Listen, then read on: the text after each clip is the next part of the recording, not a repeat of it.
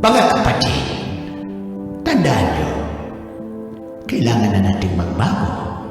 Kaya, sa pagbabagong ito ay samahan niyo po ako. Dahil nagbago na rin po ako. Bago po ako naging pastor, dumaan din po ako sa mga problema dahil tao lamang po ako. Ayan na nga yung sinasabi ko. Hindi pa kino-confess sa akin kung ano yung sinasabi niyang... Naku, alam ko yan. Alam ko yung sinasabi ni Pastor. Pero hindi ko muna sasabihin na sa simbahan pa tayo, kumare.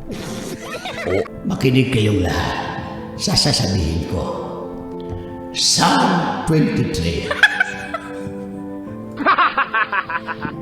Sabi ito ni Pastor Totoy. Paborito niya rin ito. Yung sa kabilang church ba yun? Yung pastor? Yung pastor na naging guest natin nung nakaraang simba. Apa. Huwag niyo muna ako tsikahin.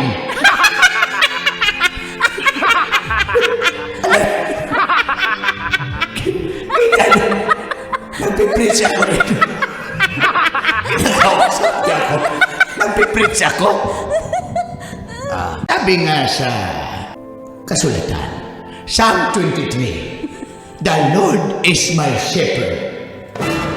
No problem.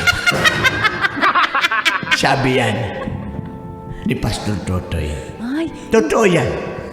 Wala talagang, mamaya nyo na ako tsikahin. Ang kulit-kulit nyo. Pastor, iba na po. Actually, nirevise na lang. Revise na po. lang. Ano pong version? Version 2.0. Ang totoo, kailangan lang natin magbago para sa ating mga sarili. Kaya palakpakan natin at tawagin ko ang aking... Amen! Amen! Tawagin ko ang aking anak. Kakanta pala tayo. At tumayo po ang kapulungan. Kantahin po natin ang Alive, Alive, Alive.